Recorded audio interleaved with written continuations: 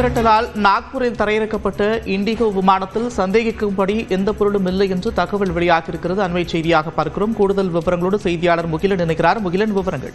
நந்தா, இன்று மஸ்கட், கொச்சி மற்றும் டெல்லி செல்லக்கூடிய அந்த விமானமானது டெல்லிக்கு சென்று கொண்டிருக்கும் போது அதுக்கு அந்த விமானத்தில் வெடிகுண்டு இருப்பதாக ஒரு தகவல், ஒரு இமெயில் மூலம் ஒரு மிரட்டல் வருகிறது. அதைத் தொடர்ந்து அந்த விமானமானது நாக்பூரில் இருக்கக்கூடிய விமான நிலையத்தில் தரையிறக்கப்பட்டு தீவிர சோதனைக்கு உள்ளாக்கப்பட்டது.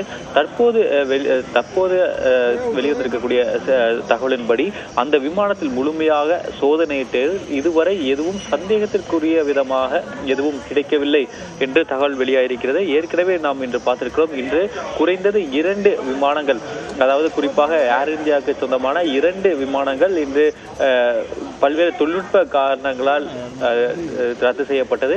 அப்படி இருக்கக்கூடிய சூழ்நிலையில் தற்போது இண்டிகோ ஏர்லைன்ஸ் விமானத்திலும் வெடிகுண்டு மிரட்டல் விடுக்கப்பட்டு தற்போது அந்த விமானத்தில் தற்போது வரை எதுவும் சந்தேகத்திற்குரிய வகையில் எதுவும் கிடைக்கவில்லை என்ற தகவலும் தற்போது வெளியாயிருக்கிறது. நந்தா,